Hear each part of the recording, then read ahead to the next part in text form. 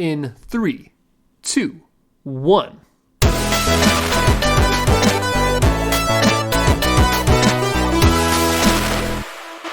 Hello and welcome to the KD Ratio Podcast, your place for all things nerd. Tonight, I am joined by Dylan and William. Just me and Dylan tonight, but we have an exciting new guest for you all. His name is Austin. Him and I go way back to childhood friends. He is a big-time gamer, big-time streamer, and we're excited to have him tonight. Austin, how you doing? Good, man. Thank you guys for having me on the podcast. I'm pretty excited. I've listened to you guys since you guys started this, so I'm actually pretty excited to be on an episode now. Hell yeah, man. No, we're excited to have you.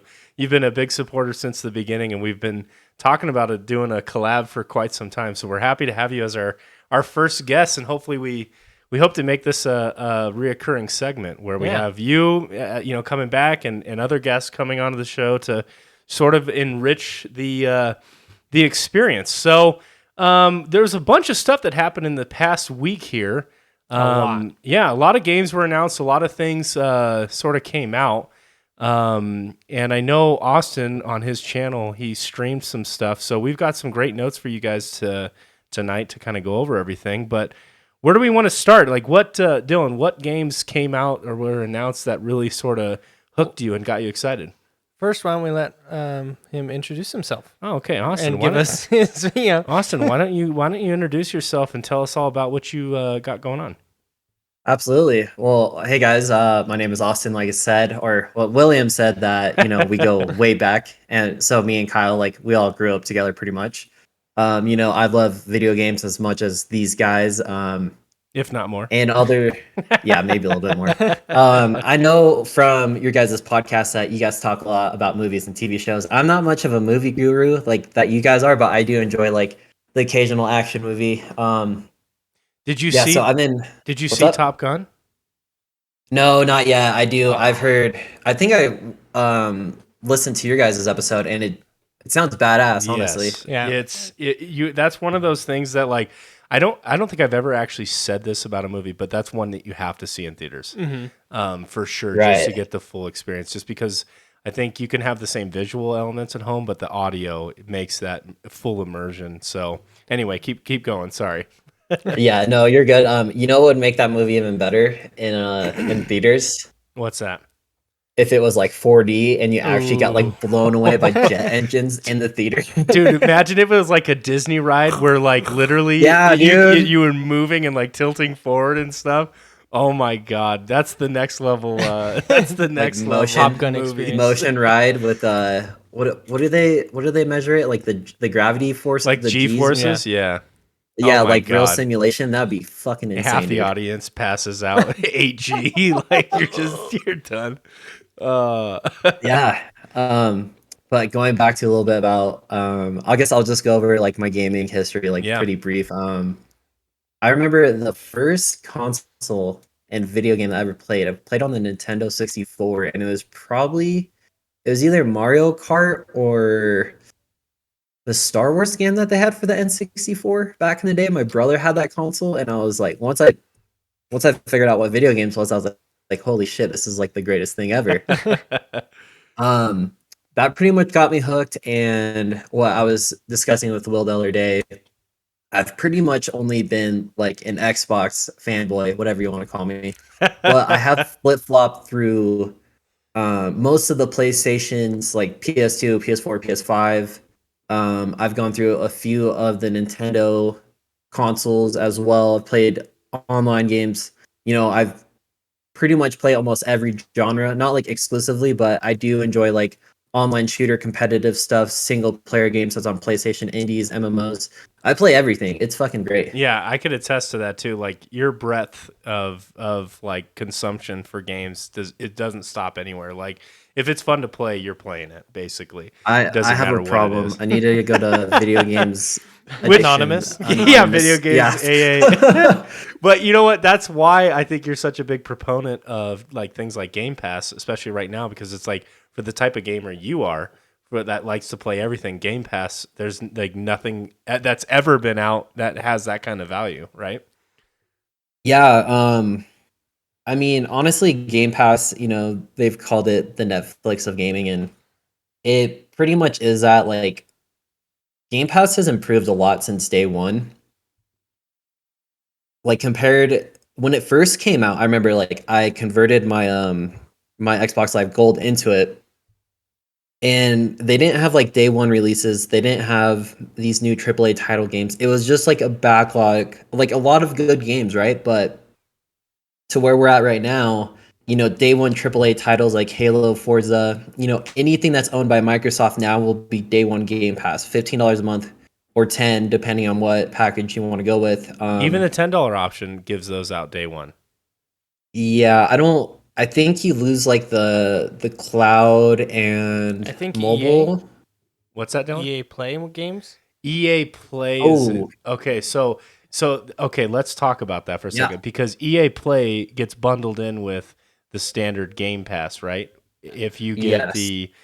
but EA Play has different tiers as well, right? Yes. Where Does it? yes, so EA Play is not EA Play Pro. And EA Play Okay. Pro is what gives you day one access. So like when Battlefield 2042 or whatever it is Oh, dropped, yeah. if you just had Game Pass, you couldn't play that on release. You had to wait. Right. You could play it, but you only had like 10 hours access to it or whatever. But if you had EA Play Pro, which I don't think is an option if you just have Game Pass and you It'd bundle probably that, be separate. you have to then go in, which is I think $15 a month. And if you're a sports gamer, it probably makes sense. But if you don't like sports, then I mean, that's a lot of EA titles Yeah. if you don't like sports. So it might not be the value. But go ahead, Austin. Keep continuing. So Yeah, I mean, also EA Play, that, just the value yeah. of, you get that EA Play subscription as well, which if you like to play the, Madden, that's been the same iteration since like 2008, go ahead. You know what I'm saying? The same game, Um, copy and paste. And it doesn't look much better. Like it really doesn't. No. And what like EA has been amazing on, and somehow they keep hyping their fan base is like getting them sold on like these player cards.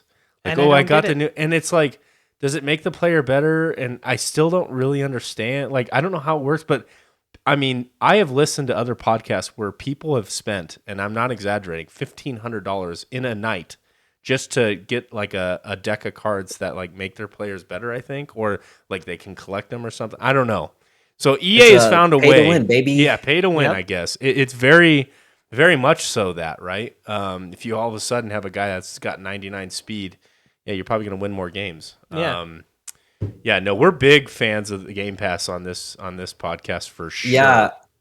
I wanted to ask Dylan, do you have, I know you play on console as well, but do you have any experience with Game Pass or Xbox in general? Yeah, I mean, I'd probably say I'm same as you. I've been mostly a Xbox fan since I started with the PlayStation, but then Which one? PlayStation 2, no, 1. Okay, PS1. one. So you were okay Yeah, early on. There. and then I never had an Xbox until I think I got the 360 was my first Xbox, but I had the PS2 and then I got 360. And then after I got the 360, I liked it more, and so I tended to buy that one first before I bought the next PlayStation generation. And what was it for you at that time? At that time there was no like live service where you had to pay a subscription, right? So like, was it for you the reason why you didn't maybe switch over to PlayStation was because of the controller? I Like you think preferred the controller? the 'Cause controller Whoa. and Halo. in Halo, I used to the be controller for Halo was. I used to play it a lot with my school friend, and we played it a ton. And so I think just having the ability to have a co-op game, because I don't think PlayStation had that many couch co-op games that were big, or I Yeah. don't really No. remember any. So that's probably the main reason I liked Xbox more, is I could have my friend over and we could actually play together instead of just, here, you watch me play God of War. And Austin, you started on the PS2, but then you Yeah. quickly then got what was your first Xbox? The original? Very brief. My dad had it, and played like the only thing I remember playing on it was like the OG Star Wars Battlefront, and that shit was hella cool, Oh, man. the best. Yeah. The best. Yeah, and then I think it was really you and Kyle who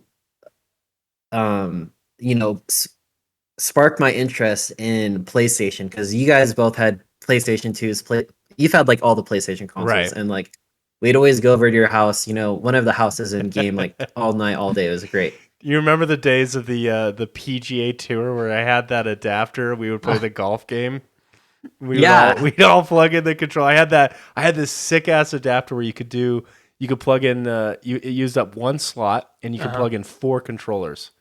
And so, and the only 4-player game that I had was the PGA Tour game, and it worked flawlessly. And we were all able to play golf together. It was so funny. Me being the oldest, I got to play Tiger Woods. Of course. Oh yeah. We just we wouldn't even play golf seriously either. No, we would just do dumb shit.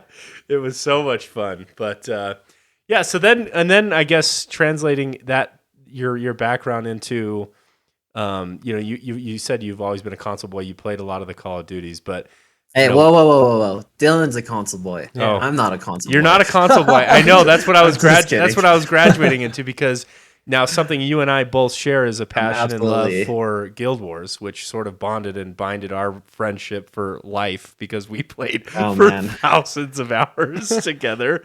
It got to the point where we would go outside and talk about the game, and we'd talk for 10, 20 minutes, and then be like, we got to go back inside and play, and we would go back. It was the best. It was the absolute best. So yeah, tell them about your experience with PC gaming. Yeah, so I mean, Guild Wars was pretty much the only PC game that I touched. Back in fucking early 2000s. My family computer has one CPU core. Like no graphics, like 20 megabytes of RAM. Yeah, you know what I'm saying? Barely ran Guild Wars. 11 frames per second. 11 frames per second is what he averaged, and if he turned on his sound, it would lag too bad. So no sound. It was sound. No sound, bro. An 11 FPS was that was on a good day, man. And it's still. And how many hours did we just find out you put into that game? 5,000. Insane. 5,000 hours in that. Now he didn't always have that PC, but yeah. No, I think I probably put maybe close to 500 on my first laptop that I had. So that definitely made that experience a lot better. And then, William, this is actually something I never told you, but how you were super hyped on Guild Wars 2 and you're trying to get me into it. I was kind of hesitant, man. I was I don't know if I want to sink in 5,000 hours into an MMO. 100%. But I think I passed you on Guild Wars 2 time. I hit over 2,000 for sure, which is insane. I think I am at 1,800 for Guild Wars 2, and I have 3,800 or so in Guild Wars 1. So he's surpassed me in both games. Now, what I think both you and Dylan share is Austin has always been a sort of completionist style gamer. Ooh, okay. Where if he falls in love with a game, he wants to accomplish and do everything. So, and I know, Dylan, that's sort of something that you do sometimes too with games that you really, really love. Mm-hmm. So what games have you been recently playing? Now that we have your sort of history and all the stuff that you like to do, what games have you been recently playing and streaming and having fun with? Sure, man. Dude, so this game that came out recently, right? Literally the best fucking game I've ever played, dude. It's this little game called Diablo Immortal, dude. No, for a quick $100,000. Come on, pull out the credit card. Yeah, I've already I defaulted on all my loans that I have right now. I'm about to go homeless next month. No. Do you play it on your phone? Yeah. Oh, do you have phones? Yeah, right. I put a few hours into it, but jokingly aside, yeah, it's kind of in this weird. I think every year in gaming we go through a dry season, right? Nothing's getting released right now. It's pretty dry. It's announcement season, but there's been a few big bangers that came out this year. But as of recently, I've been streaming Resident Evil 8, and it's by far one of the best horror games that I've played. I've jump scared and screamed Village, probably at right? least 10 times already. Resident Evil 8's Village, right? Yeah, Yeah. Village. Yeah, that's a great game, isn't it? my first Resident Evil game as well, and I'm glad I picked Ooh. that one. Interesting. I didn't know. I thought you would have played the other ones. It was I didn't play it. I just watched multiple streams of it. But what a great story. The combat looked really, really good. And I thought what I really loved most about that game, and I'm curious to hear your thoughts, Austin, as you're going through it now. But the level design. I liked that the map wasn't this massive open world, like everything's 20 miles away. It felt like you only had to walk a few steps in either direction to sort of get what you needed for the next objective. And it was like this Right. really, I thought it was a really great level design game. I thought it was cool. The setting It's was awesome. very yeah, it's kind of linear, but it gives you room to explore Yeah. at the same time. Have, Um, have you been able to go back and play the other, like Resident Evil Biohazard? no, I don't know if I'm gonna go back and play that. I do have some other stuff on my backlog which I could get into, but Resident Evil, like since I was lucky enough to get a Series X on day one, which was insane, honestly. Um, and as the next gen pretty looking title games come out, I want to play it because I paid all this money for it. Yeah. The Resident Evil, like I've been wanting to play it for probably over a year now, and I'm just now getting to it. Yeah, besides that, like I've been playing some Apex. Me and Will been playing some Apex. I've been playing with my coworker. Season 13 got 10 wins already, dude. Yep. I mean, Nice. season 13's been out for a while, but getting back into like some online stuff. I've been dipping my toes into, Battlefield 2042. I'm a So big time Battlefield fan. yes, okay. I do want to talk about this because they just started their season 1, right? So there was a new release of some new content, a new map dropped. Now you have never been like I've watched your streams, I've seen your tweets. You've never been an apologist for like just true fanboying, like oh this game's great. What are you talking about? Like you've admitted to the problems that exist, but you, unlike what a lot of people did, which is they tried it, they heard the negative hype, and then they sort of threw it to the side. You have like consistently played this game. I'm curious as to what your Um, thoughts are. yeah, I mean, I wouldn't say consistently. So like the game launched in November. I played the beta. Beta was okay. I don't take betas with a grain of salt. Right. Launched in November. I think I have maybe close to 100 hours now, and it's been out for like 8 months. Yeah. I played it a lot. It You're is, probably in the you top know, 1%, right? Just with that, with that experience right there. right. I mean, I even know like Will and Kyle, like they were also in a Battlefield. Like Yeah. Battlefield 3 when it came out was like so iconic for the time. A few Yes. years later, Battlefield 4 came out, and like we all kind of, I don't know if we ever played Battlefield together, but we shared like that same hype for it. Yep. Um, and like there's been a lot of complaints about like the specialist system, and it's kind of like a hero shooter a little bit. I think it gives you more options of how you want to play, which is really great because playing a medic or like support whatever sniper, that shit gets boring. You could like customize what you want to play and what you want to do. So I think that's great. This what's funny, this like meme going around. The season 1 is called Zero Hour, and people are saying zero content because that's what it is. But there is a new map though, right? Yeah, there's one new map. It actually feels like a Battlefield map, and it's It great. looks If they like a could just Battlefield map. deliver that type of content, I think it'll be okay. But like this game totally flopped. Like I heard EA is already like Moving on. kind of sweeping this under the rug in development of the next Battlefield game, I guess. Oof.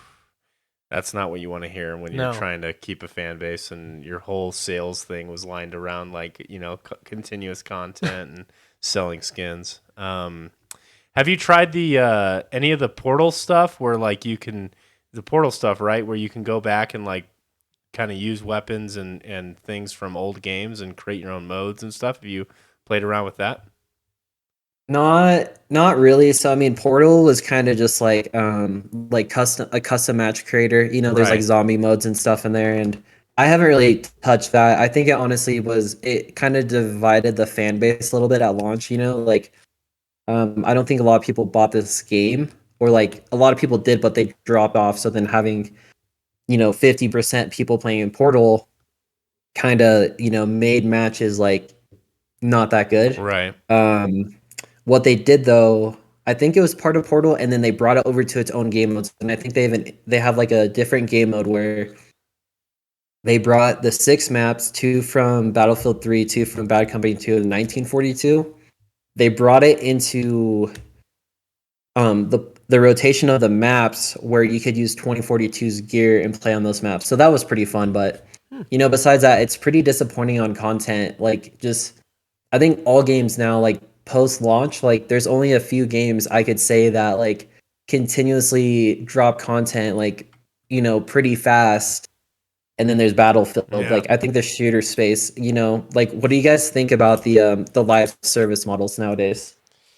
I'm not a big fan of them just because of how many haven't been able to be pulled off correctly.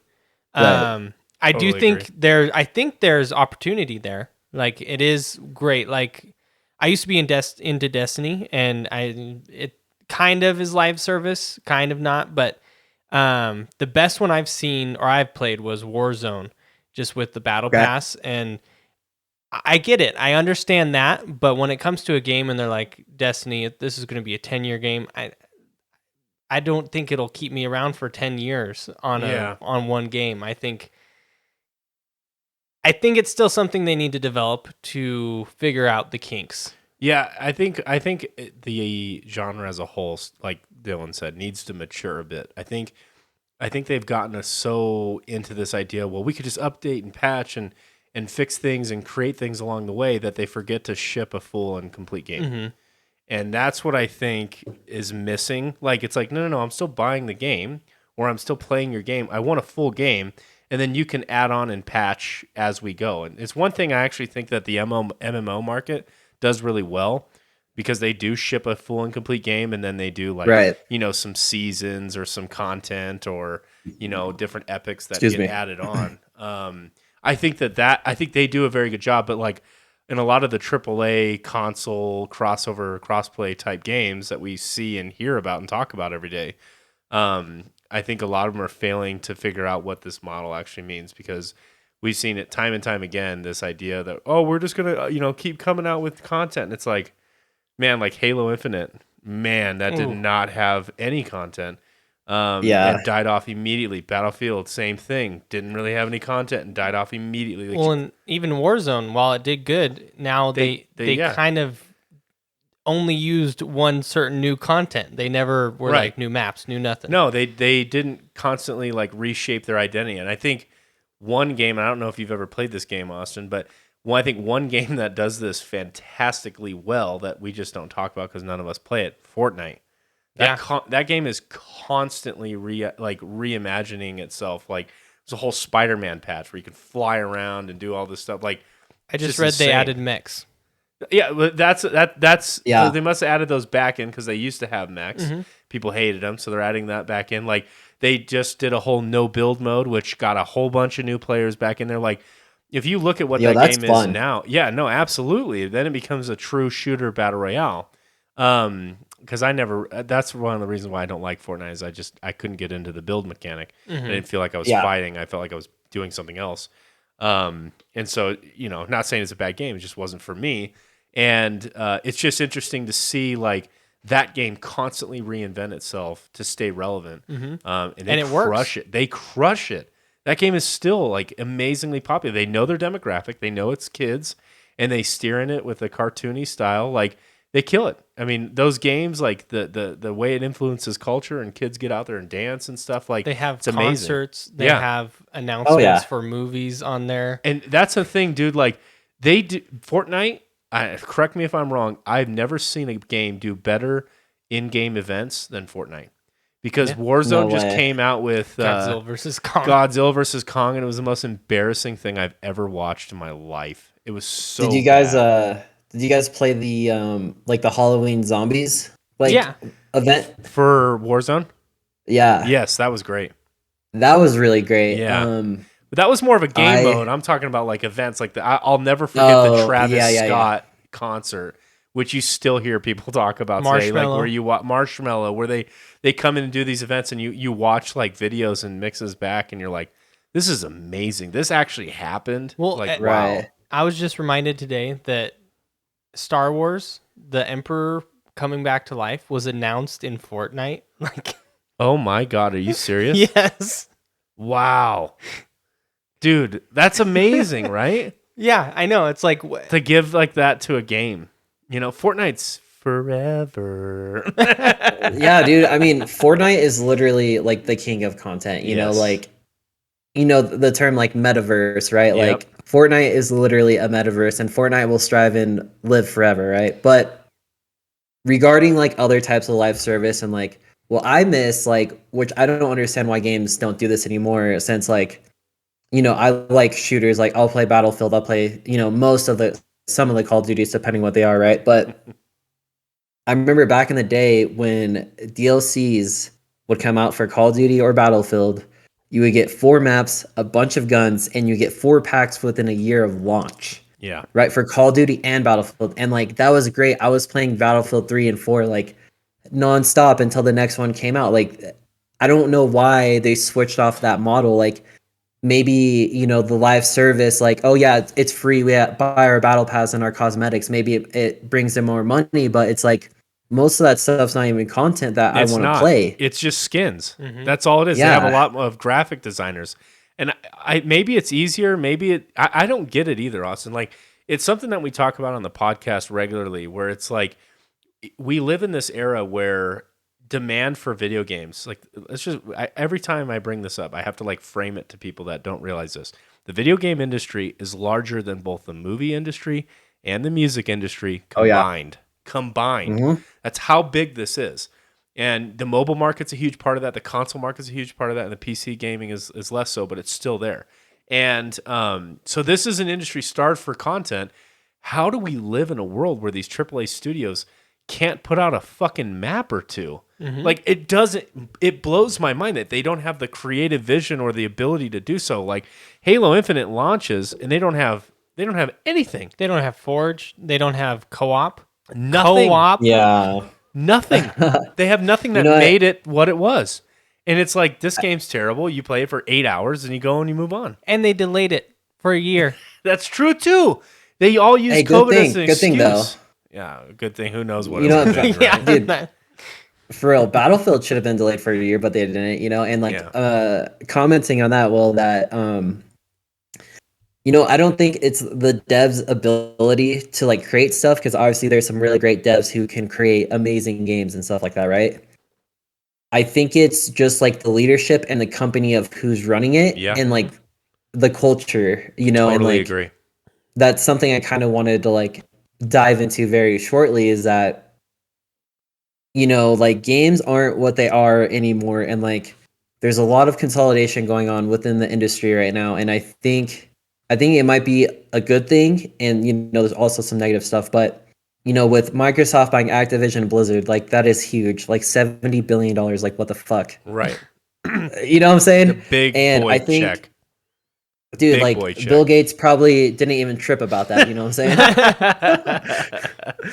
No, like you're absolutely right. So let's dive into that then if we want to talk about that further. So back in the day, Austin and I were just talking about this because it blew our minds. So Guild Wars 1 comes out, okay? Prophecies is the name of the game.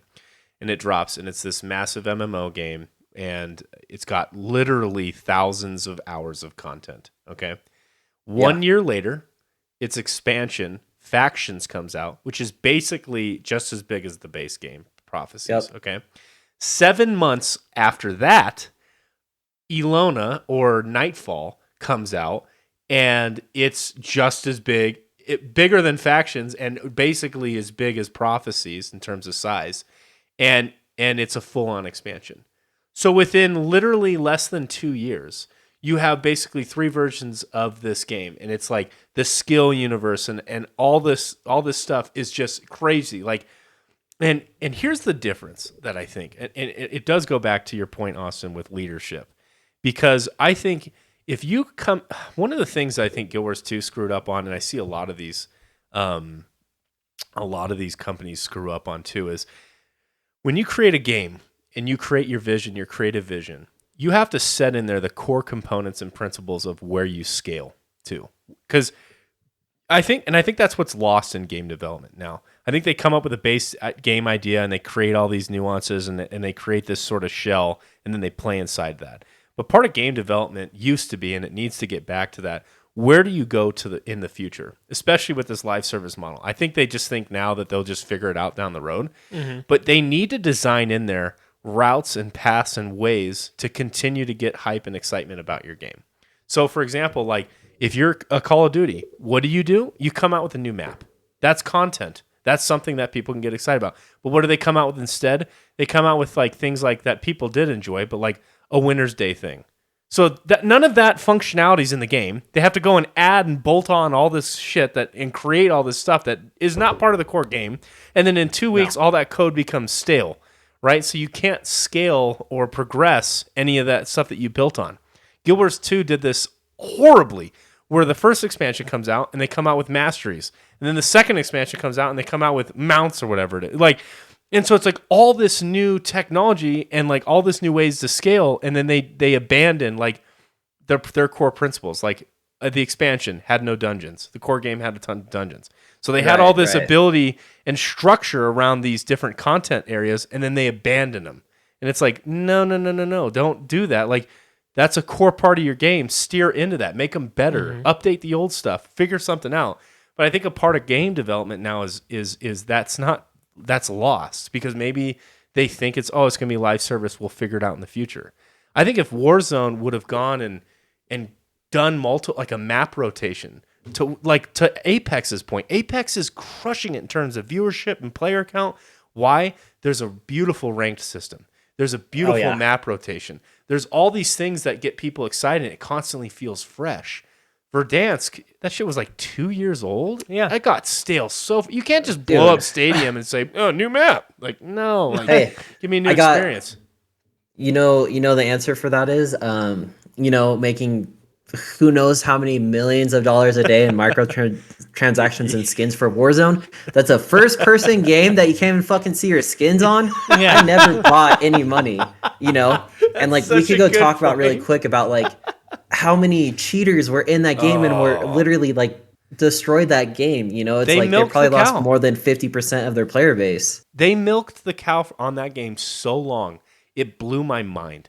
The success that Warzone had, it achieved like a height that I think they even superseded Fortnite in terms of its peak success. I think I might be totally wrong in saying that, but it was that popular, at least in pop culture for my friends. Like that's all people talked about. They didn't talk about Fortnite. They talked about that game. And then they didn't do a fucking thing. They came out with like a zombies mode, like a zombies event, and that was stupid. All their in-game events sucked. It was like, this game is making, we looked it up, like $4 million a day or something like crazy. That. A day?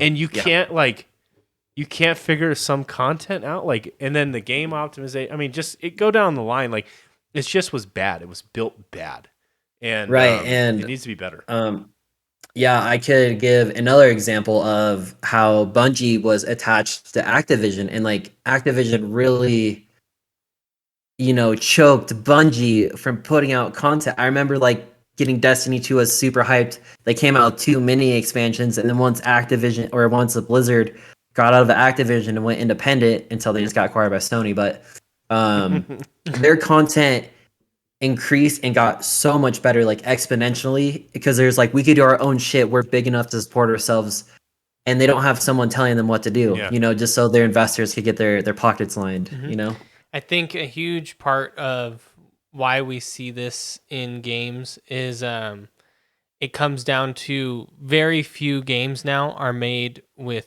creative intentions. They're made for investors, and they're made for money. They're made like, we don't have expansions, just microtransactions, because it's like the amount of time and money that we have to put into this expansion doesn't equate to how much we get in return versus a microtransaction, which would it's a model that they can show and sign off on. So I think it's just these certain games that we're talking about, they aren't made. Okay, so they're made with passion, but they aren't cared for with like an artistic, like, how can we make this fun? Like let's make a video game. It's more, how can we make more money?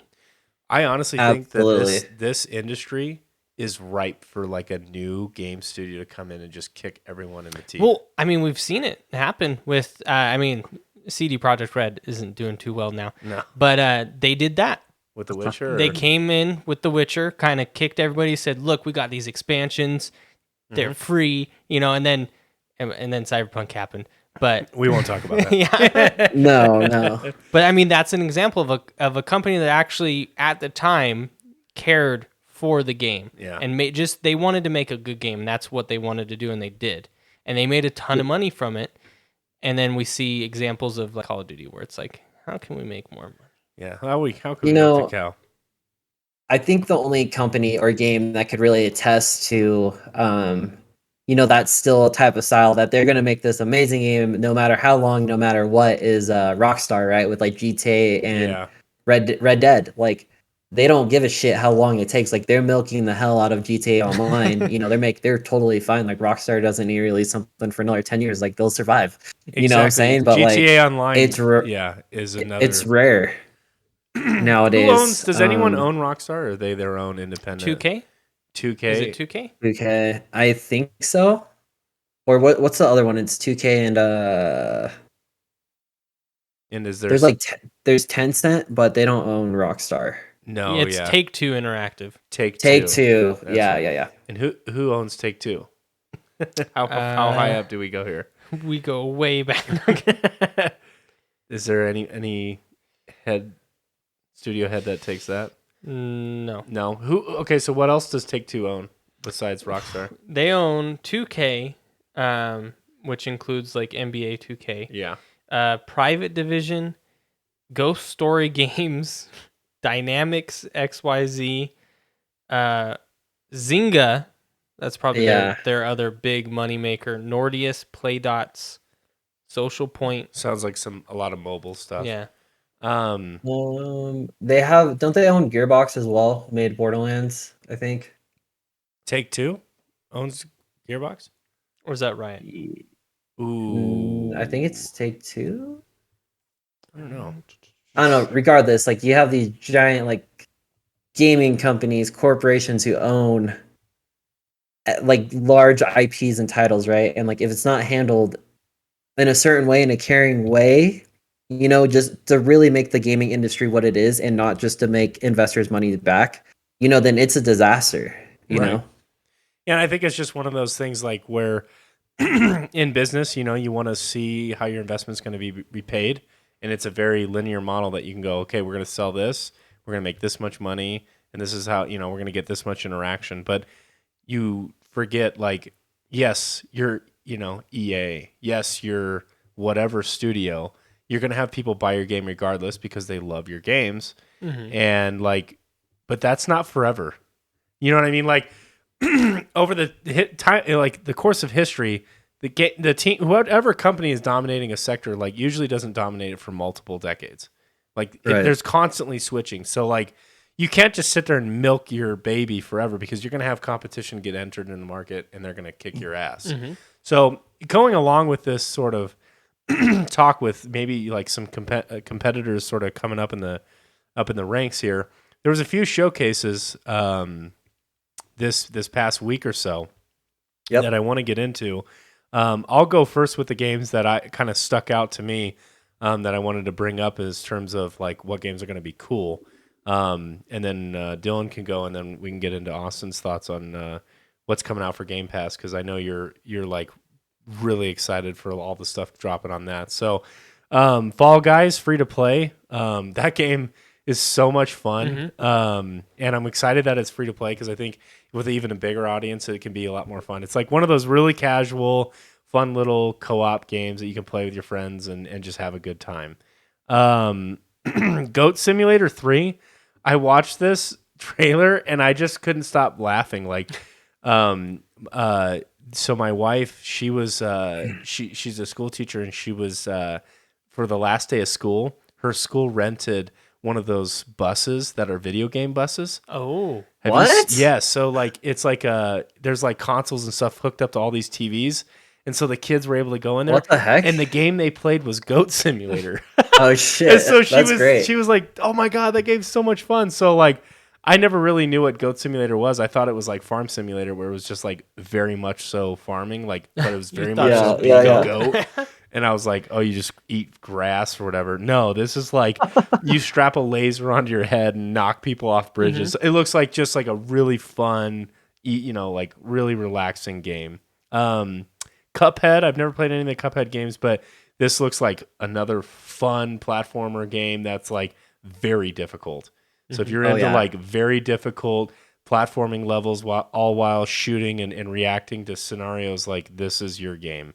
Can I sorry, can I make a comment on Goat Simulator 3 real Absolutely. quick? Absolutely. I don't know if you guys noticed or not, but the trailer that they used for Goat Simulator 3 was pretty much mocking Dead Island 2 Yep. because that game is probably never going to come out. And I literally thought I got fooled. I was hella gullible. I was like, oh, Dead Island 2 is coming out. Like, cool. It'll be another. I was and then it was watching Goat live when Simulator. you- And I was like, what? I was watching live and you were like, this is Dead Island 2. And then I saw the goat and I'm like, is this Dead Island 2? And I thought And- it was Goat Simulator 2, but There is no 2. Oh, either, so they're just skipping 2. They're just going to 3. I guess. Yeah. You can do whatever you want. The whole thing is just a mockery of just having fun. So I love it. And then the last thing that I wanted to announce, like it hasn't been announced, but bring up is Samsung TVs are getting Game Pass. And I think that this is an interesting move. And there's a lot to talk about on this subject that goes into everything. So we'll save that topic for later in this discussion tonight.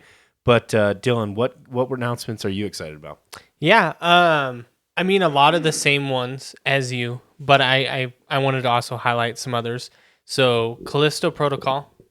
Ooh. That's the spiritual successor of Dead Space. I mean, we're getting a Dead Space remake, which I'm really excited for. There's a lot of horror games coming out. But I love Space horror. and it's an untapped field that I am so ready for them to go back into, because it was so sad what happened to Dead Space. It was like that was the only space horror game, and then we had Alien Isolation, yeah. and then that's it. Like, And that one did so well Yeah. too. True. Yeah. and so I'm ready for it. Redfall, I'm That was intrigued. that was the same developer as As Dead it- Space for the Callisto Protocol. Yeah, it's the same Creator? creative director or What's that? creator. Yeah. He's now working with like the same company that owns PlayerUnknown Battlegrounds or something like that. PUBG, okay. Originally, it was going to be a shared universe with PlayerUnknown, but What? that got canceled at some point. Which, I would have loved to figure out how that Yeah. all goes together, but okay. but yeah, so it looks a lot like Dead Space, which makes sense because it's from the same guy that came up with Dead Space. It's fucking creepy. mm-hmm. I don't know. It's a little. I don't know. I don't think I'll play that. I love I'm those not games. into that horror genre. I loved Alien Isolation, but this was like. I mean, this guy like pulled the trailer. Like I pulled like a tentacle out of his body. It's just. Dead Space Too much. is one of 3 games I've beaten on the hardest difficulty. So Whoa, I wow. love Dead Space. Damn. The next one, Redfall. It's one I'm interested in because I do like those like Left 4 Dead type shooters with co-op, and like all you do is kill monsters. And so I'm interested to see how that's going to come out with vampires. And then I'm excited for Hollow Knight Silksong. I really like Hollow Knight, the first one, and I know they've been Nice. working on this Hollow Knight new game for a long time, and it was just so polished, the first one, and I hope this one's just as polished and I can enjoy it. Lastly, wanted to mention, or not lastly, I got one more after this. Hideo Kojima, they didn't announce any game, but I know a lot of people love his games, and he announced he's like doing a specific project with Xbox, which is probably going to be crazy, like Death Stranding, or make no sense, but people will love it. And then last, I wanted to talk about Starfield. Ooh, okay. I love it. We'll, Yeah. let's shelve Starfield Yeah, because I we'll could put go that into detail before. So, Austin, what's on your list for things that excite you for the second half of this year, plus bleeding into the next year? Right. So I pretty much watched all of the like game announcement releases like this past week or so, and Like unfortunately, all the AAA title games aren't coming out until next year, which is Yeah. fine because I have a backlog. Which means they I come out guess, late next year. yeah, right. I think the biggest thing that I think Xbox did a really good job on their showcase with like bringing a lot of stuff to Game Pass like day one.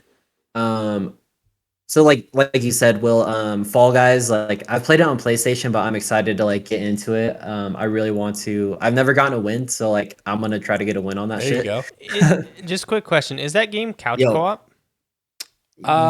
Can you do split screen on Xbox? I don't know if that game supports split screen or not. I'll try and look it up here.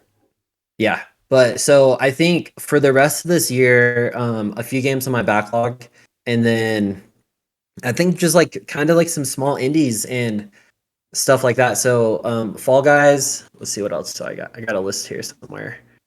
Um I know Starfield was there's one that you were hyped about. Yeah, I'll go into that in a second. There's a game called Gunfire Reborn that's coming to console. It's been out on PC in October. So that's like a roguelite first person shooter. So I'm looking kind of forward to that. I would say it's like I'm excited for more indie games this, until 2023. I would say And that's something Modern Game Warfare. Pass does do well is they do have a couple indie gamers on there. That's how I found Hollow Knight. Yeah, Well, actually, no. I'm lying there. But it's on Game it's Pass. on Game Pass. I found it on Switch Oh. originally, but But they do a good job of Xbox highlighting it. has a huge support for indie titles Love as it. well. So let's see. What I got? I got Fall Guys, Gunfire Reborn, Modern Warfare 2 is coming out this year. I'm pretty excited about that. I've always been a huge fan of the Modern Warfare series and Call of Duty. Have you ever gotten a nuke? What's up? Have you ever gotten a nuke? I've gotten one or two that I remember. Damn. wow. What a gamer. That Were map. they both boosted? No. It was legit. It was on was it like Skid Row, that Skid Row map with like all the buildings? I literally just camped Yep. in a back corner and just slowly got kills. It was so sketchy. You get to 23, 24, and you're just sweating everywhere. Yeah, bro. So yeah, I mean, I'm kind of looking forward to that stuff for this year. I guess I could go over some of the backlog stuff that I'm playing real quick as well, Well, because there was a what's up? few action RPGs that you were hyping up on your stream. I didn't know if you wanted to mention some of those because you were saying that they looked really good. And I've never really played an action RPG. Yeah, so going along with like the game announcements for next year, Dylan, you mentioned Redfall. I'm pretty excited about that as well. That looks pretty interesting. I hope it's better than Back for Blood. Yes. Back for Blood was man, it didn't have that Left 4 Dead feel that I wish it had. It was close, but not. It was weird, right? Yeah. I don't know. We beat it in Yeah, like 2.5 hours, and it was just like, oh, that's it. And then I didn't feel the passion to like grind the hours to Yeah. like get no, the like cards. get the and- cards and all yeah, that I was shit. like, no, this Well, is and not. I remember I would go play Left 4 Dead maps over and over and over just Oh, yeah. for fun because the map yeah. itself was fun. I did not feel that. No. And No way. Um, Going forward for 2023 as well, Diablo 4. So Dude, the I'm necro excited. class. I thought they had a necromancer class. Like you'd think with Diablo that they would have had that, but they're introducing this whole necromancer class, and it looks sick, man. Have you ever played It any of was the Diablo games, Dylan? a little bit. Yeah. They had a necromancer in Diablo 3 as part of like a DLC, but I think it's coming to like the core. It's gonna be part of like the core class and not something you have to buy later, I think.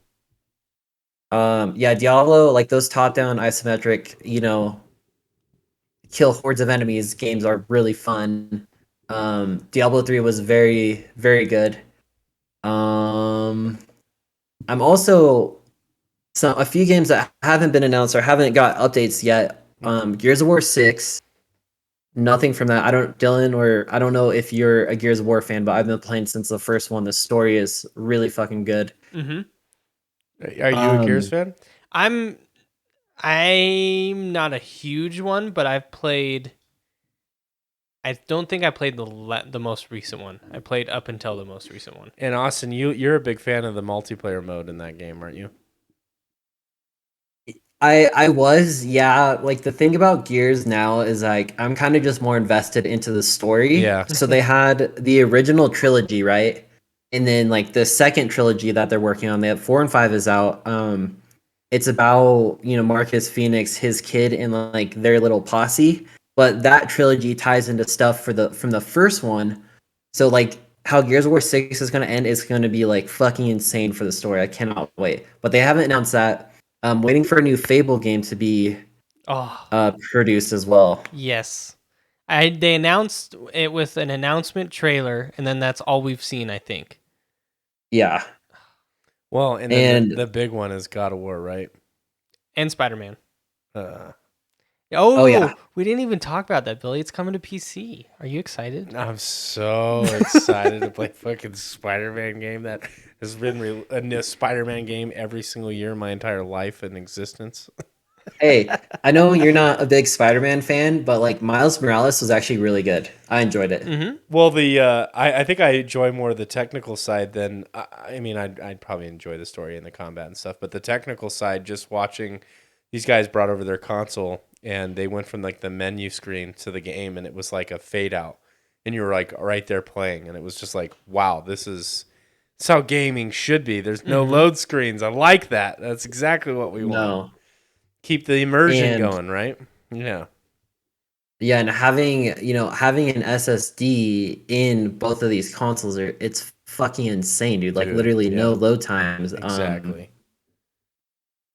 Yeah, it's crazy. Also, a couple more announcements I'm kind of looking forward to. I'm excited for Hellblade 2. I don't know if you guys played that or not. No, I haven't.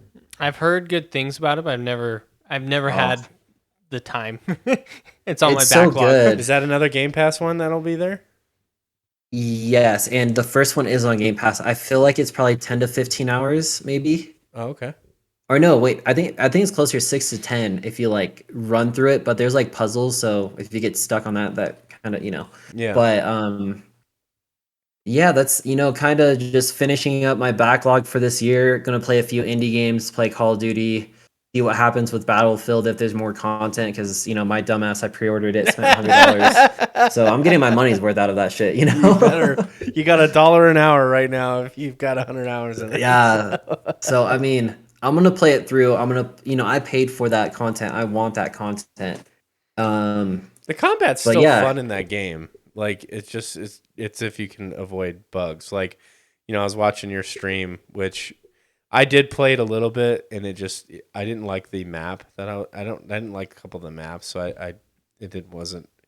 wasn't my thing. But I was watching your stream and seeing like the grenades thrown into a tank and then the C4 blowing up the tank and then sliding around a corner and popping a guy, like I'm like, oh, this is Battlefield that I know and love, on the new map that you were playing. So I think there's still fun to be had on that game. It's just unfortunate that they somehow took the throne from Cyberpunk for being like the worst launch ever. And I didn't think that was going to be possible. Maybe they were anytime trying. soon. They wanted the Right. publicity. Yeah, maybe that's it. So the big one that we all want to talk about here is Starfield. Let's start with Dylan. Dylan, what are your thoughts on this? It's a Bethesda game, so there's some hesitations there. I know Kyle is definitely against it, but what's your thoughts, reservations, excitement? So I'm excited, but also hesitant to let my hype build up. I was a victim of No Man's Sky and Sean Murray. I hate him. no. And so I have my expectations in check as far as these thousands of planets. I know they're going to be procedurally generated with probably very little to do, but it's still cool.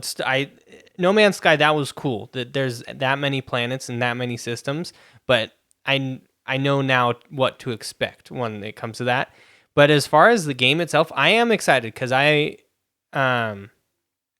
seeing how they are redoing the perks, or not, they didn't redo the perk system, but how they are approaching it this time versus like Fallout 4, they almost started to move towards more of an action game than an actual like RPG.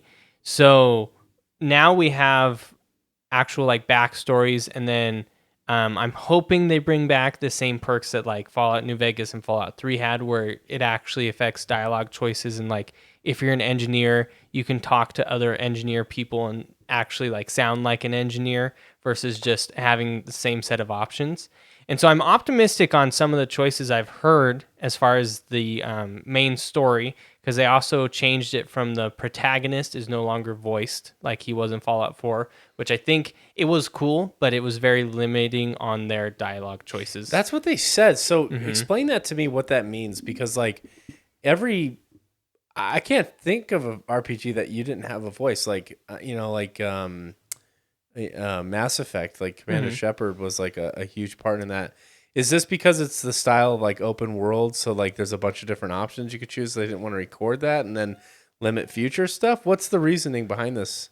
I think it's just the style of Fallout games or Bethesda is, for some reason, they create games that you can't have a predetermined character in. It doesn't work.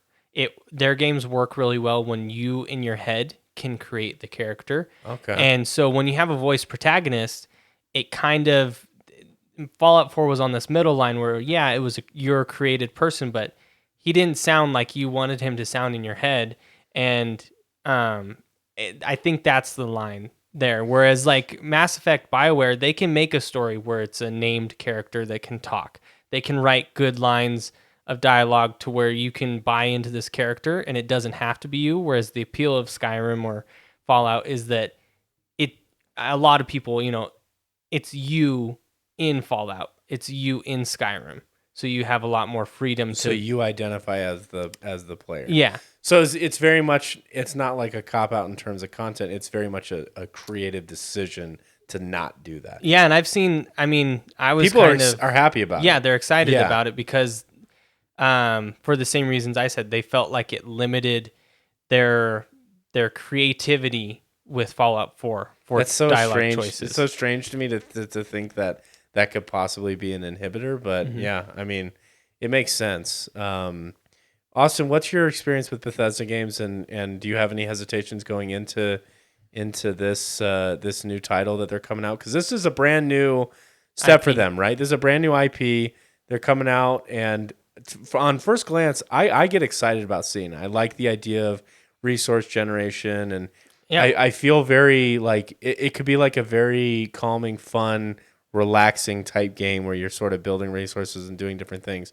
What's your take on what you've seen so far from Starfield? Right. So going back, my experience with Bethesda is somewhat limited. The only game I really got into and really loved was Skyrim. I'm not much of a Fallout guy. I've heard this a lot. Like either people are Fallout or they're Skyrim, and I'm more of the Skyrim type route. I enjoyed the fuck out of Skyrim. I tried playing Fallout 76 and it was a hot garbage, mess. That's not a good one to play. That's like the worst one to play. Right. Just because I was like, oh, cool, like a Bethesda game you could play co-op, because my girlfriend, she likes the game as well. So we try to play games, try to find games together that we could play. Regarding Starfield, though, honestly, guys, like I love all types of genres of games and stuff like that, but I'm not so much into like the sci-fi aspect of gaming. I think Destiny was like the only thing that really held my attention because it was like a first-person shooter, So that's like I really like, but I might give this a go. I've also heard that Bethesda games have kind of rocky launches. That trailer that they showed didn't look super great as terms of like the rendering and if that was in-game footage and how laggy and like it didn't look super polished, Maybe that's why he's walking 1 mile an hour, so it didn't have to like stutter and render fast enough. Well, that's the one thing I'll always say about Bethesda. I don't know what weird attachment they have to Creation Engine. They need to stop. That I believe that's the same one they've been using since Oblivion. Or what? It's the same old. engine. Probably. It's so old. Whoa! So it's not That's- like Unreal or anything like that. No. It's So No, the I think it's reason their own. the first mod you can always expect for a Bethesda game is an unofficial patch, because the same bugs from every single game will be in this game. You're kidding me. Mhm. Is it And just it's an because of the engine? It's just because of the engine. And it's an unofficial Yeah. patch that like the community yeah, does. and that's like the Wow. first thing I download on Skyrim, or that's Holy the only shit. mod I have active, because it's like, Well, you just put the brakes big time on any hype that I could possibly have. This is a game that I don't think I'm going to pre-order.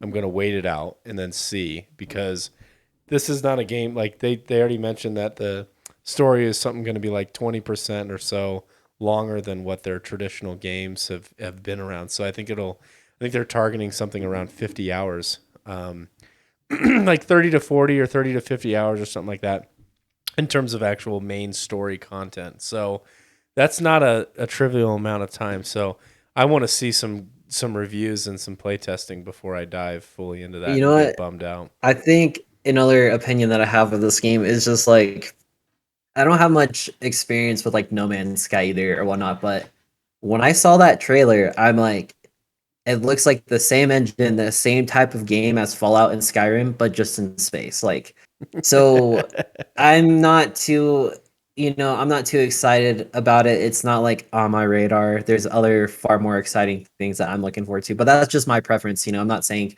it's going to flop. And like how you said about pre-orders, it's like any game can be a cyberpunk nowadays. Like this game gets super hyped and it launches like poo poo, then I have a feeling it's going to launch like shit. Or how Dylan's been saying with all the other Bethesda titles, that these games launch broken because of the engine, and then they don't get patched. Like people in the community have to like mod it and make patches for it. Yeah. so it's 10 years old. Creation Engine. They're on Creation Engine 2 for this game, but I feel like they just It's prettied minor up tweaks. Creation Engine 1. I don't know, and man. they That's really um, depressing to hear. Is yeah, Bethesda even a AAA studio at this point? If they're yeah, still totally. if Yep. they're still doing like that game engine, I mean, all right. Dude, they own ESO. Like that thing's fucking huge. Yeah, you're right. Um, Another thing about Starfield, which they didn't mention about like any co-op or any online play. I think I would be more entitled to play online, like getting in a spaceship with my friends online and doing stupid shit, Yeah, so online hasn't been announced with this game, huh? I don't think they will. Oh, They don't That's- usually. Fallout 76 was a new venture for them, and it blew up in their and face. it kind of did, yeah. Well, Hey, but ESO was widely successful. ESO So is- if that is very true, actually. God, I always forget that there's like this Elder Scrolls community out there that I know nothing too. about. Yep. That's just amazing. So, the other piece that I wanted to bring up is this idea of Game Pass coming to TVs, and I want to get your guys' Right. thoughts on how this may affect consoles, and what games do you think can be playable on here? Because obviously, we've talked about it on here before. I think cloud gaming is going to get to a point where it's seamless from console, right? Like everybody's going to have basically fiber internet connections. It's not going to happen tomorrow, but it's getting there, right? If you live in any kind of major community, there's probably a fiber option near you. So you can get latency down to a point where it's marginal. Maybe it affects pro gaming, but we're not talking about pro gaming here. We're talking about just being able to play games. So, it's good. That's going to happen. It's going to get to a point where it's pretty seamless. Do you think this affects the console markets? Is this something that like Sony's really afraid of? Because like this is Game Pass. Microsoft's positioning itself, their cloud services, just for the business side, is so well infrastructured and built out. Like Sony does not have anywhere near the capability that Microsoft does for this stuff. And then with all their acquisitions, the content treasure chest that Game Pass has is so deep. Where do you see this like being at? Like people buying a controller, connecting it to their TV, and just being able to load an app and all of a sudden play any title on demand, no downloading, no updating. You just launch the game. I think it's going to be wildly successful if it works well and they figure out the cloud computing. My question is, before you guys give your opinion, is how well are the TVs going to be able to react to this? Because I've got a Samsung TV, and the processor in that thing is pretty dog shit. It's a smart TV. It's a 75-inch. It's a newer TV. It's only like 2 years old. But it lags when I just try to go over. Yeah, in the like menu? on the TV, yeah, on the menu. So, like, I understand that that all the computational stuff is done in the cloud, but there's still some connection and some latency stuff that has to be described there. Maybe it's no issue for the CPU whatsoever, and it's purely demand on the internet. But I'm just curious about the processing workload that these TVs are going to have. And then also the latency experience and how well that's going to work. If this is going to translate to every game, like you can just throw Warzone and stuff like that in there, Apex, whatever, and play on your TV and it's no problem at all. Or the same thing's going to plague cloud gaming. Because I'll tell you this, I think this is something that Stadia and all that stuff didn't have. And I think that that's the problem with getting market saturation, is that they didn't have this smart TV integration. And with Game Pass coming out with this, I think it's going to be a game changer. I think this is secretly, and I haven't seen much news about it, I think it's secretly one of the larger announcements that we've had in a long time. So those are my 2 cents on that. I don't know who wants to go next, but Dylan, go ahead. I think it's going to be a game changer as well. I wanted to touch on when you were saying, like, is Sony scared? I think Sony, I don't think they're scared. I think they're watching the space. We kind of talked about how they're more cautious than Xbox or Microsoft, it seems. So I think they're watching and they're trying to develop it probably in the background. But from my understanding, consoles have always been a loss for the company, right? Like at least initially at launch, yes. Yeah. So I think it's going to be great. I think they'll love it if they're able to get the structure down as far as the cloud gaming for Sony. I think they'll buy into it, because that would almost eliminate that problem. If everybody cloud gamed, then you wouldn't have to make consoles. So do you think then, like, Sony partners with Game Pass to, like, allow them to use content? No. Well, they're because how else are they going to deliver this sort of? They just released their PlayStation Plus, or I forget what the official yes. name is. Thank you we'll for get into that reminding after me. this. Austin, segment. don't forget that, because I do want to get into that. No, we spent a lot of won't. time on Game Pass. So I think they're trying to catch up to Microsoft right now as far as what Sony's doing, but I think it's going to be huge. The ability to play any game like that, I have no clue, as far as like what this means, because who is going to play it on just the TV, right? If you're a gamer, like what crowd is this appealing to? I guess the people who can afford that, but maybe they just are able to afford Game Pass and then they can play it on the TV. I don't know. It's an interesting. Well, let's say you own a console. Mm-hmm. Right now, how many AAA games can you have on a console? 8, 9 with like a standard hard drive. So I think the selling point of this is, like, I can hit play and I can go without having to, and no, I don't have to update it. I don't have to worry about any of that shit. It's live and ready to rock and roll. True, but what would make them do that on the TV versus just like loading their console up? Well, I think if the experience is the same, like there's no lag there's input, no need to turn it on. Then why like if I could just swap to an app, and then I don't have to like turn on my console, switch the input.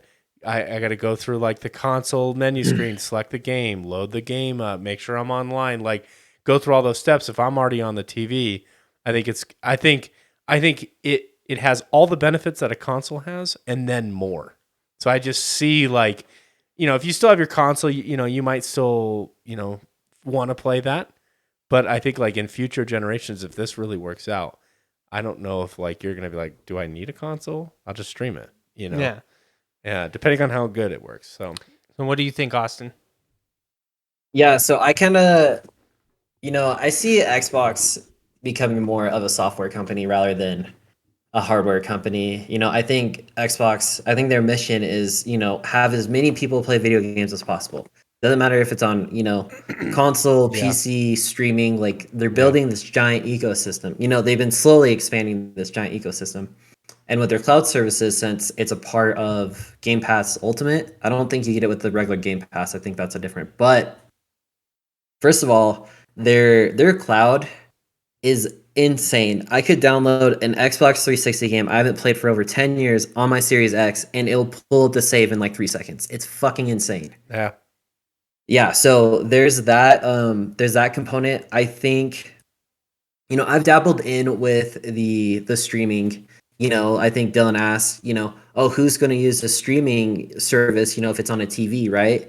It's kind of, it's this thing's like, a Roku stick, it'll come pre-installed. I think Samsung is going to be the first like test market. They're going to gather data, see how it works, see how many people use it, right? And I think Xbox is just trying to spread their ecosystem out and have it be accessible as possible. And So you that's you see all that good. you see that validated through their $1 for 3 months that they're offering again right now, I believe. $1 for Yeah. 3 months of Game Pass. Like, Yep. there's no better deal in gaming. But yeah, I think the last time I heard about Game Pass and the number of users that they had, I think it was like 6 months ago, probably at the end of their fiscal year or whatever. They had like 18 million active subscribers to the platform. Subscribers, yeah, Wow. 18 million, and I'm sure that's over 20, maybe 25 right now. That's like on par with like I think maybe even Netflix and stuff like that. Like I don't know how many people subscribe to Netflix, but that's like on par with a lot of these like Disney Plus and stuff like that. That's Right. I mean, the amazing. streaming market is a completely different beast, which let's not dive into that tonight. But my experience, since I do have Game Pass Ultimate with the cloud streaming, I've used it a little bit. I've dabbled into it. Like mainly I only use it to stream games to there's this whole Microsoft Rewards program that you get for like playing games. You don't have to do anything. You get more points if you like, what I did one of them earlier today where it's like kill one enemy in this game, and instead of waiting 10 minutes to download this game for 15 gigabytes, I just went in, booted it up, killed the enemy, got the points, and then dipped out. So I think it's a good way to also test games that you're not sure about, or if you don't want to wait, if like a game has fucking, 50, 60 gigabyte download, you could just try to stream it. But it's nowhere perfect right now. There's still plenty of, I think latency and like the input lag for some games is still pretty bad right now from my experience. So it's game to game then with your thoughts? It's like some games are better optimized for cloud gaming than others. I mean, for instance, I played Forza Horizon 5 over the cloud, right? And I was streaming it to my phone over the Wi-Fi, and I have like a little clip and a controller that I could play on my phone if I want. And the input lag, it's like any game that requires like precision controls, like shooters or like driving or any minute adjustments, it has a hard time processing that right now. Yeah. But I think that's only going to get better over time. And how your comment on the TVs, if it could get spread to a wider audience, it's just going to bring more people in. They're going to make more money, and then hopefully Xbox could do more good. And I think it's great because Xbox, their priority is gaming, which is really great. Yeah. Mm-hmm. So let's talk. I mean, this is all. It's amazing that we're all so hyped and not hyped, but positive on sort of this new technology. I mean, I can totally see a lot of the heavy lifting that gamers have to do in terms of preloading games and stuff like that going away, and just like sitting down as a family one night and being like, "Hey, let's just let's load up Game Pass. Like, let's play a little couch co-op game." Like, I can see that being way more, easily. You can tap into that market, with something as simple as an app on a TV. Which TVs need to get a lot better in terms of app stores and stuff like that. They're so bad. Yeah. But I'm all for it. I love this leap forward. I love this testing. I mean, I was lucky enough. I wired my whole house for hardline internet, so I got Cat 6 throughout the whole house. I have every TV manually There you go. hardlined in. So my when I test my ping on my TV, it's like 8 milliseconds. So like pretty if good. cloud gaming is anything worth a shit, like it's gonna be great and flawless on mine, because I have every advantage that when you're talking about like, oh, you've got the Wi-Fi hopping, and then you've got a cloud connection. Like I could see it being bad if you have any sort of jitter and like all of a sudden an input is lagged. Like you're gonna have a bad experience that you just don't necessarily have otherwise. But it's amazing that we're all so positive on this. But as a competitor to Game Pass, Sony just rolled out some new tiered systems. So Austin, why don't you tell us about that and what their subscriptions levels are and what content we can access? Right. So to keep it short, PlayStation pretty much merged their PlayStation Plus with PlayStation Now and kind of put them into one. They added 2 more tiers. I mean, they like rebranded it too. So if you have the original PlayStation Plus, you still get like the 4 months or the 4 games per month and then the online access pretty much, right? That's standard. That's going to stay the $60. The next tier they added was extra. So I think I'm not completely sure, but I think they changed up the entire library of games that are going into that tier. That starts at $15 a month. So that's kind of like the Game Pass Ultimate right now. Or no, I'll just say it's like the Game Pass Ultimate. That one strictly has PS4 and PS5 titles in, and they've added like some really big PS5 titles that came out last year, I want to say. From what I've heard, they're not gonna go balls to the wall with Xbox, and they're not gonna drop God of War like day one on the shit. Like, there's no way. Like, Sony, their business strategy is way different, and they don't do that. But they got that middle tier, and then they have like a premium tier, I think it's called, where you get the 2 tiers that I just mentioned, and then you get a whole catalog of PlayStation 2, PS3, and PS Vita games. Wow. I believe. MPSP. And what? what? MPSP. Wow. Yeah, PSP, they went yeah. all the way back to that. What do those titles look like? How do you access those? Just keyboard and mouse? I think those you have streaming capabilities for those games as well with that top tier. That one runs at $120 a year or like $18 a month or whatever. That middle tier with the PS4 and PS5 games runs at $15 a month or $100 a year if you buy it like per year. Oh, that's not And then bad. the base one's still gonna stay $60. Okay. Huh. So I just looked up. They are going on the premium tier. They're going to have a trial system. That time too. limited game trials. So On their top tier, like a trial system for new games. So Like right AAA now, title games. Uncharted Legacy of Thieves Collection, Horizon Forbidden West, Cyberpunk, those you can do a time limited trial on before you buy them. Man, I feel Like 4 to 5 hours, I think. I feel like they should have had like that in the mid tier and then the top tier being like day one release. Like make it $120 a year or whatever and just let you play it. Because that's how Xbox is rolling though. Yeah. Well, it doesn't matter. The 2 different tiers between Game Pass on Xbox is like you don't get the cloud streaming services and the PC.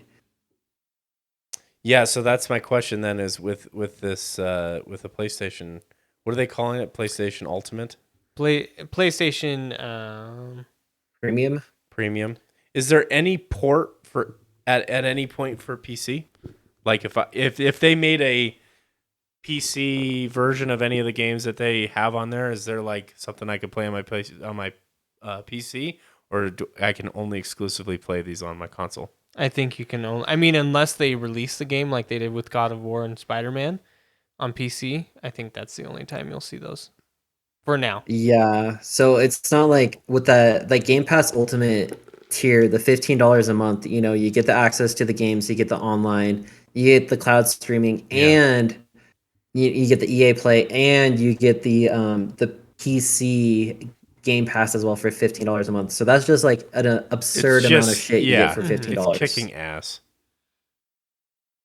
And I just wish that like if I wish they had the launcher for PC that like if the game, you could basically open it up and if the game was on PC or available to PC, you could play it. But it sounds like that They doesn't might exist. go into that soon, but I don't know. I think they have to. Yeah. PC is like dipping its toes into the PC market. You know, they released what was the first game they did? Horizon Zero Dawn, the first one. They released Days Gone and God of War, and then and now Spider-Man. Spider-Man, right?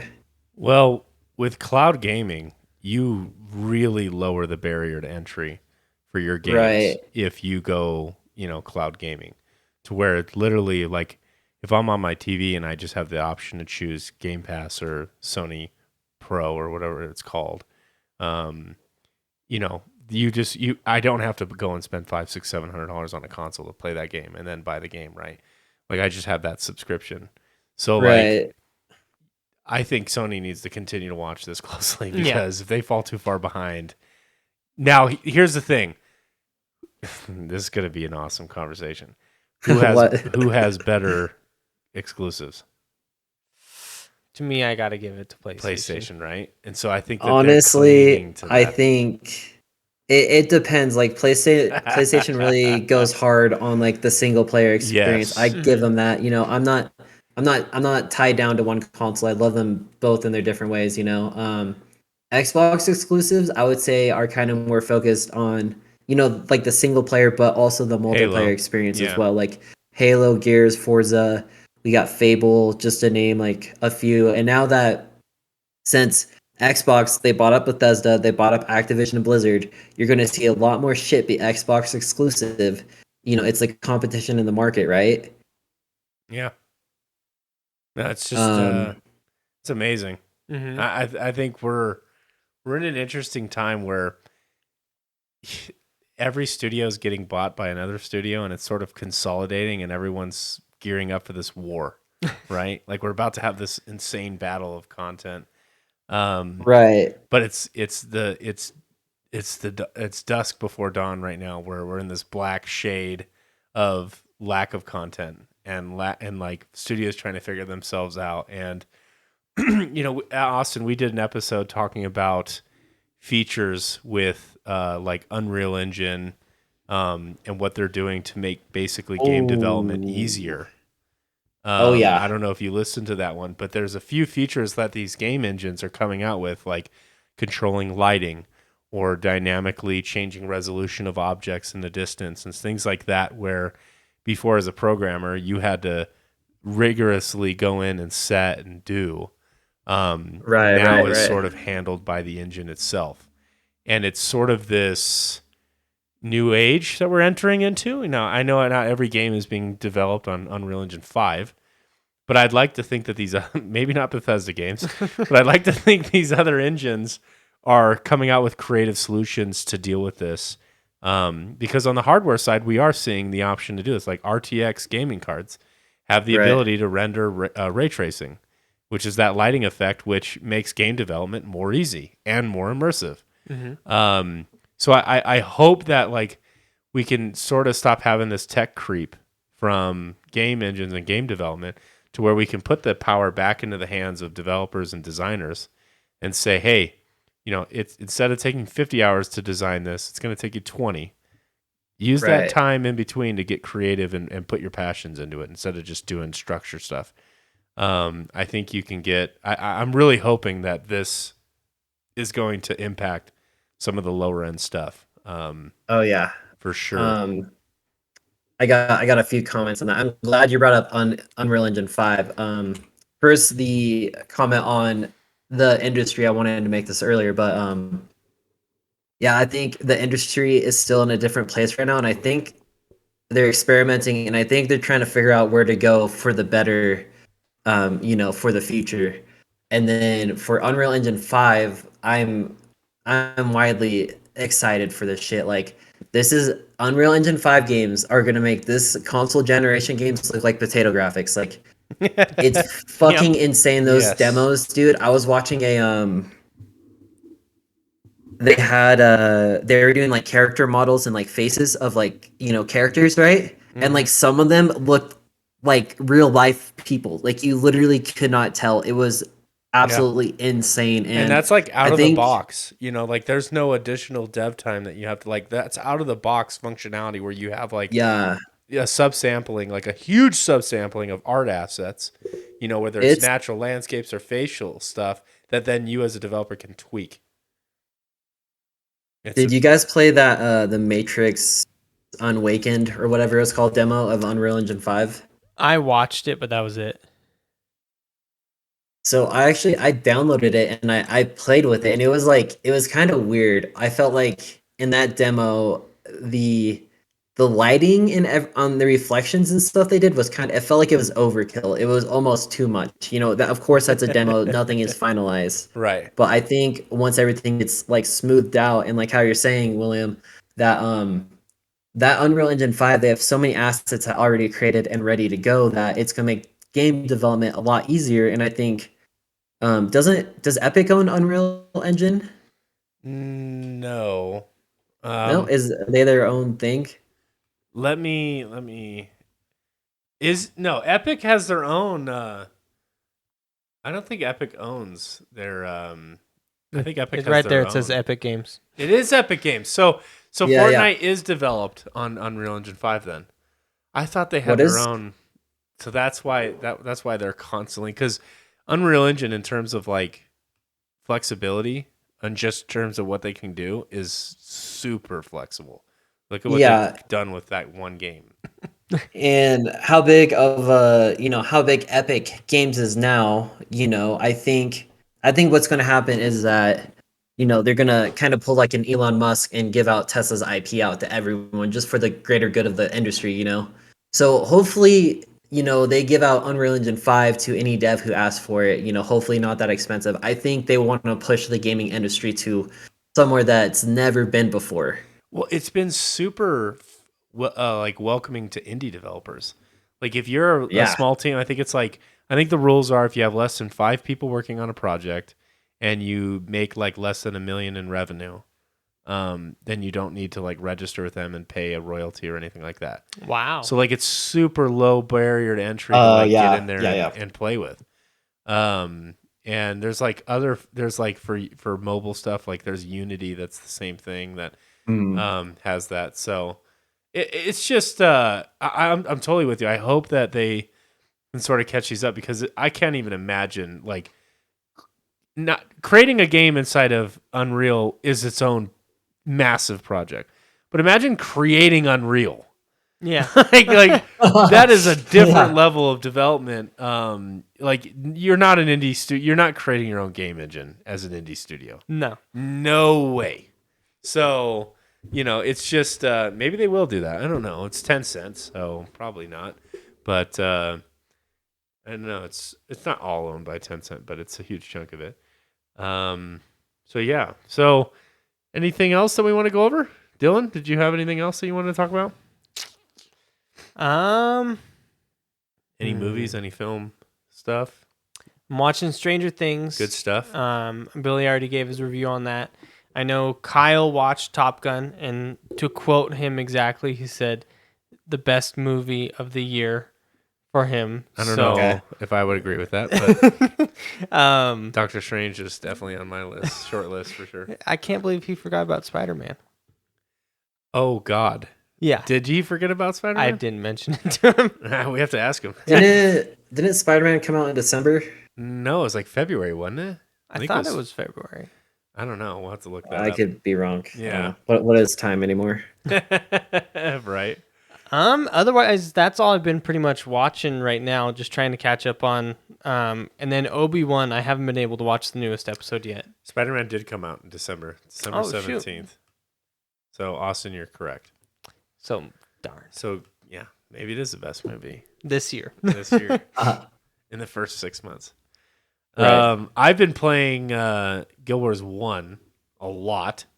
I don't know Yeah, you why. have. I've been getting into it.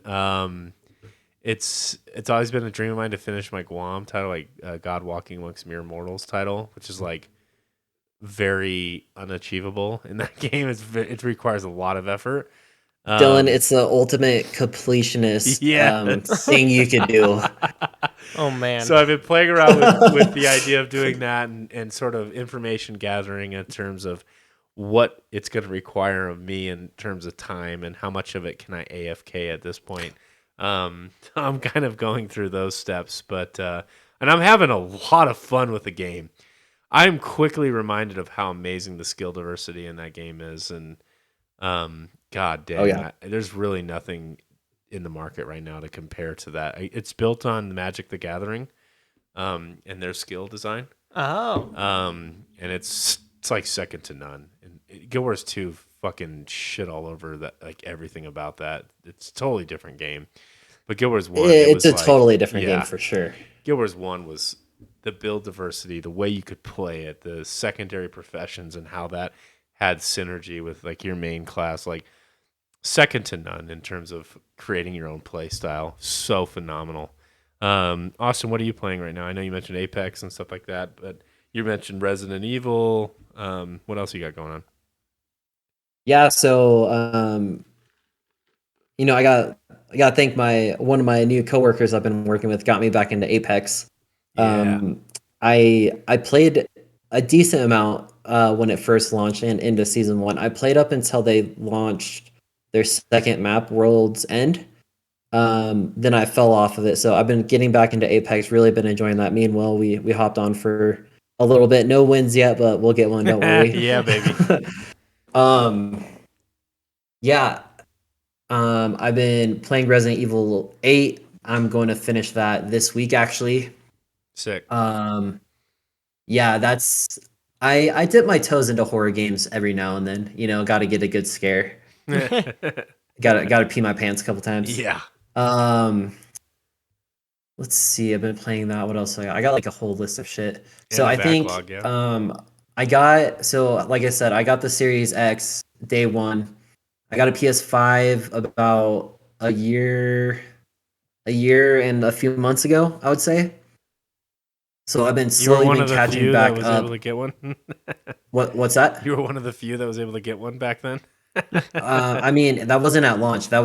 It took me over a month. I tried every day, bro. It was insane. Did you actually was get it from a dedicated. retailer, or did you have to do a scalping?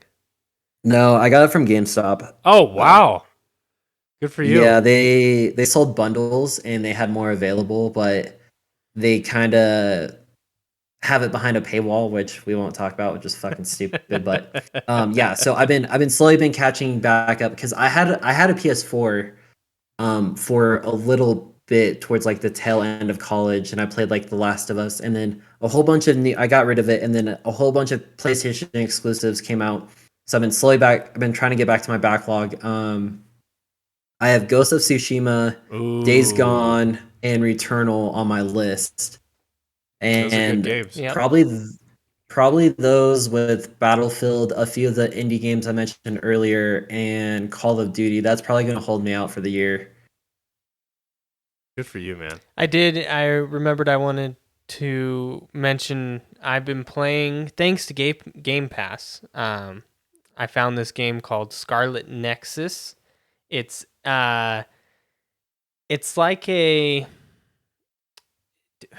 how would you describe it? It's like a action RPG where it's mainly focused, I'd say, heavily on story and building bonds with characters, but it has like your main character has like powers, and it's pretty good. It's very anime, and as the only person that likes anime on the podcast, I feel I need to mention it. But it's amazing on Game Pass. Like I've been playing this game for, I've probably put in now like 6 or 7 hours, and I feel like I'm still in the beginning because I'm still getting into tutorials. And it's like this game you're supposed to play twice because you play through it as one character and you play through it again as another character. And it's like, this was free. Like I would have never bought this game otherwise, but Yeah, it's amazing that this was free, and I'm just like, oh, sweet. and you're having fun with it, Yeah. right? It's so cool. I love it, man. No, that's great, Austin. This has been a fantastic conversation. Thanks for joining us tonight. Where can people reach out and find you? Well, first of all, thank you for having me, and thank you for letting me plug on your podcast. Of That means a course. lot. we'll definitely have to do some collaborations as well, like get you guys maybe into the live streaming sector, Absolutely. maybe a little bit. Yeah. That's the Play plan. some games, do some collabs, some That would fun be- stuff like that would that. be really cool. Yeah, but let's see. I'm mainly on Twitch and Instagram. You could find me at Something Cool Gaming, and then my Twitter is at somecool_games. Yeah, and I stream about once or twice a week. I try, and then I put additional content on IG, like if I have some cool clips, schedules, and then Twitter is kind of like hot takes and other news and updates like that. Yeah, and definitely if you're going to subscribe to one of them, subscribe to his Twitter platform, because he is like, if there's a game to be announced or there's a festival or showcase or something, he's on it and usually streaming it and talking about it. So your Twitter has definitely saved me for some nights in terms of what I want to talk about on the podcast for content. So I thank you for that. Do I get a royalty fee for this, or what's going on here, man? No, I'm just kidding. I love it. I love it. All right, Dylan, where can people find us? You can find us at Katie Ratio Podcast on Instagram and Twitter. Not as active as Austin on Twitter, but Maybe one day. maybe one day. That's awesome.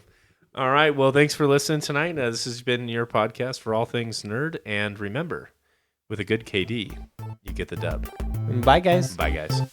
Later.